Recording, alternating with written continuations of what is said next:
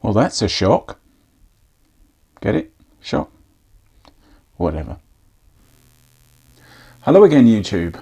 Right, well, today I'm going to get round to fitting this Rockshox Monarch XX-HV shock to the Calibre. Now, you might be asking, why replace the standard Monarch R shock that it came with, which is by all accounts a pretty solid shock. The only reason I'm doing this is that this has got lockout and the Monarch R hasn't. And I do, to get to any of my local trails, it's like probably 2 or 3, some of them 4-mile ride, and that's all on road basically. So I do find that I sort of bounce a lot of power away just getting to and from the trails. So I thought it makes sense to replace like for like. So the Monarch R should be pretty much, in terms of characteristics, I think pretty much like this Monarch XX-HV. The only thing is that at least now I'll be able to lock the suspension out. Okay, YouTube, it's not a bad day for January. It's exceptionally mild, to be honest with you, so I've brought you out onto the patio to work on the bike because there's a little bit more space out here than there is in my work area, which we've all seen already. So, jobs associated with this. The way that the job breaks down is we're going to get the old shock out, we're going to measure the hardware and bushings, and if necessary swap those across into the new shock. Going to get the new shock bolted into the frame and then simply run the remote up to the handlebars there. So the first thing you've got to do before you do this is when you take your swing arm apart, there's a tendency, if you've not got it supported, for it to just drop down. So make sure you've got it supported, and the way I do it is like this with a bungee strap. That'll do you. Nice. Okay, so that's going to hold my swing arm. Taking the shock out is simplicity itself. Just hex keys is all you need for that. I think they're all 6mm on this, so I just go and grab a couple of 6s. I stand corrected. They're 5mm on this, so I know they'll come out easy enough because I had them out last Sunday when I was trying to cure that creak. Okay, that's loose. Obviously, when you take them out, remember the location that they've come from, the side and the location. So this one is on this side at the back, so I'm going to put that one there. And I'm just going to get a thin little wrench. You'll see why. Just so I can push the other one out. Okay, be careful with these because they've got loads of little washers with them sometimes. So that's on that side at the back. Good, good. There you go, the shock's free. Just ease it out. Right, there it is. Okay, that's the one that came with the bike. Now, when you buy your new shock, probably the most important thing that you can know about it is, he says, try and focus in, that little number on the body there. That's the shock measurement. So on this, it's 190 by 51. So I made very sure that the new shock is a 190 by 51. The other really important measurement is the hardware that goes with the shock. Normally when you buy a shock absorber, these just come with no hardware, so no bushings or anything in there at all. You'll just have the plain bushing in the body of the shock. None of these little plastic bits here that attach it to the frame. Unusually, the shock that I've had delivered has already got hardware fitted to it, so I just need to check that that's the same size as this before I fit it to the frame. So let me go and get a vernier to measure it with. Okay, so here's my old shock, my original shock rather. Let's measure that. Lock the gauge. what are we saying? He hasn't got his glasses on. But I reckon that is about 22.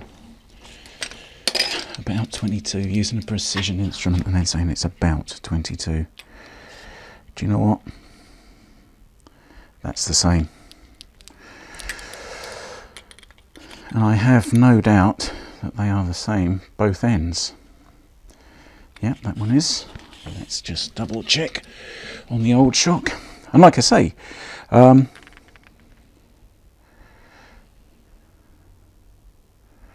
yep, I'm happy with that.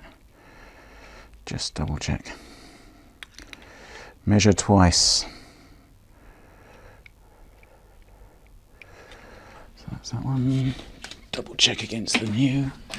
Yeah, like I say, it's I really wasn't expecting to get it with hardware included, but no, there you go. And you know, it's actually the shock was a bit of a bargain. I've seen these things on eBay for goodness knows how much, you know, a couple of £100 plus. I got this one off of Wiggle, and it was like I think it was 124 quid. Now the hardware itself can add 17-18 quid to that price. So to get the shock with the hardware already installed is a real bargain. It does mean that I've bought a Rockshox bushing removal tool, which is now rather irrelevant, but that's not a problem. I'll stick that in the toolbox because I will use that at some point. Okay, so without further ado, let's get this bolted onto the bike. They've even kindly put these little twist ties through the hardware to make sure it doesn't fall out in transit. Nice. Now, because this has the remote lockout, as you can see, we've got the hydraulic hose coming out of the shock. Make sure that you fit it with that in the right location. In fact, I don't think you could cock that one up. I bet you I could. So yeah, just make sure that you fit it in the right location. He says, looking nervously over his shoulders.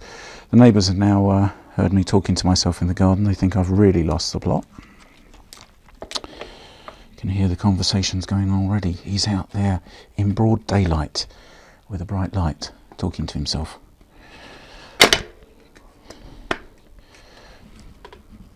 There you go. So when you put this back bolt in, you might just have to swing your swing arm around to get it to fit. Right, wrong Allen wrench. Where's my 5? There, right, okay. Right, and of course we are seriously going to torque these to factory spec.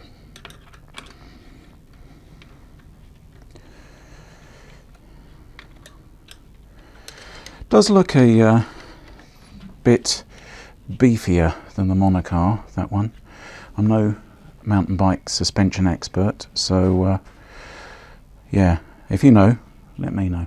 Just going to get a torque wrench.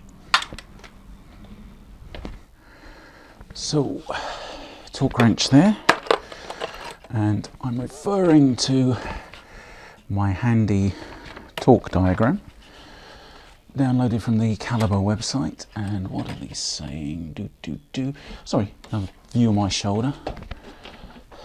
Let's have a look. What are you? I reckon you're 9 Newton meters. 12. What do I know? Right, so let's take this. Got a 5mm bit out already. Take that. Dogging shot. Not a dogging shot. That'd be not something I'd include in my YouTube channel. Probably. Torqued. Torqued. Right, so all things being equal, we should now be able to release our swing arm support without the bike collapsing. That's the theory. She's all good. Right. Okay, now I've got to run the lever up to the bars here. So let me just reposition the camera and show you this. Okay, so what I'm going to do is I just want to get a rough position. And you know what? I think I'm going to give this doohickey that came with the repair stand a whirl. This is meant to keep your bars straight whilst you're working on them, which will be a real bonus in this situation. So let's get that there. Extend that by undoing this. Pull that out. Right. Good, good. Lock it. Oh, it's gone too far. Right, okay.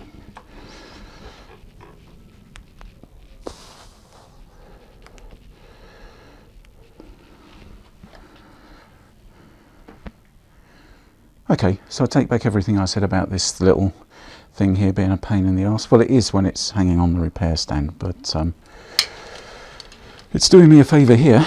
So let's just roughly get this positioned. Now, what I don't want to do is I don't want to have to cut this hose and bleed it.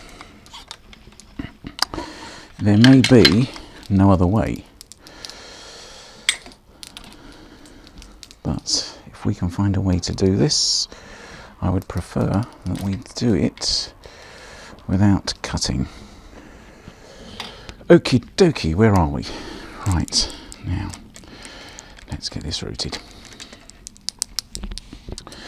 So, we're going to lose some on the frame there. Going to take that up to there. Take it with those hoses.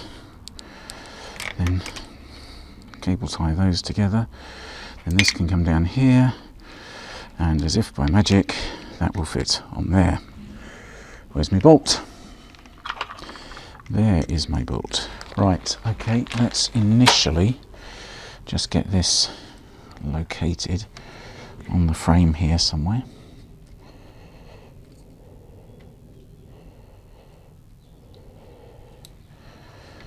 And like the dick that I am, I've just left my glasses in the shed again. Should get by.